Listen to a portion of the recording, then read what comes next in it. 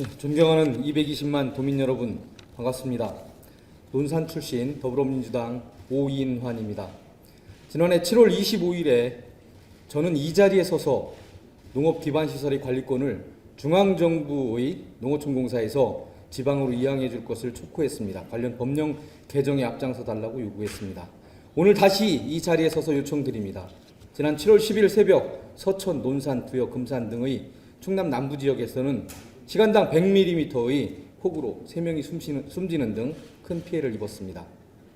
관련 영상 자료를 한번 보시겠습니다. 충남 논산의 탑정호 하류 지역도 큰 침수 피해가 났습니다. 6개나 되는 마을이 물에 잠겼는데요. 주민들은 인근 배수장 가동이 중단돼 침수 피해가 커졌다며 명백한 인재라고 호소하고 있습니다.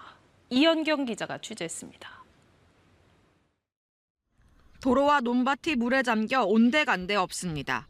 비닐하우스도 지붕 끝만 간신히 모습을 드러냈습니다. 지난 10일 새벽 무렵 5시간 만에 193mm의 비가 퍼부은 충남 논산. 탑정저수지 하류에 있는 6개 마을이 침수됐습니다. 그런데 마을에 물이 들어치기 시작한 건 새벽 5시 이후. 비가 소강 상태에 접어든 때였습니다. 주민들은 인근 배수장의 돌연 가동을 중단해 침수 피해가 커졌다고 주장합니다.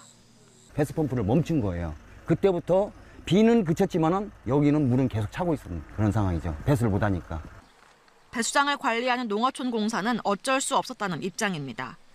배수장 내부 역시 침수돼 감전으로 더 큰 피해가 생기는 걸 막으려면 가동을 중단해야 했다는 겁니다.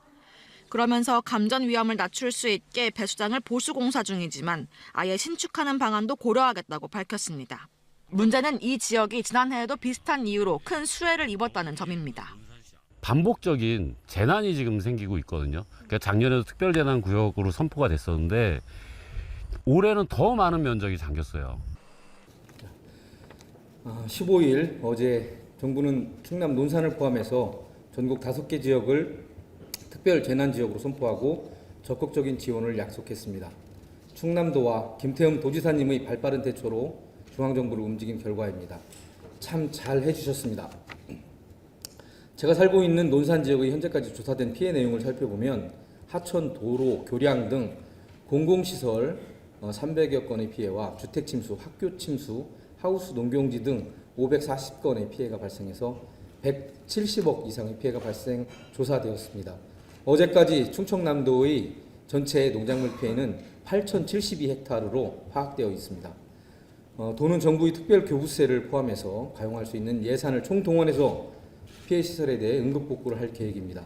특히 주택 피해의 경우 정부 지원금에 재난지원금, 성금을 더해 피해액 전액을 지원할 방침이고 침수 지역에 각종 가재도구를 지원, 영농시설 피해에 대해서 80에서 90% 수준의 지원과 영농소득 상실분에 대한 충분한 보존도 약속을 했습니다.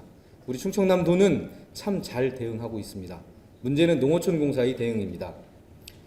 지난해 문제점을 보완하기 위해서 예산을 세워 집행했지만 절대 공기 부족으로 아직까지 해결되지 못했습니다. 라고 얘기합니다. 너무 많은 비가 내렸기 때문에 어쩔 수 없었습니다. 불가항력이었다. 라는 이유를 내세웁니다. 한국농어촌공사는 우리 충청남 도민들과 너무 멀리 떨어져 있습니다. 심리적 거리입니다. 거리를 줄이면 되겠지라고 말씀할 수 있습니다.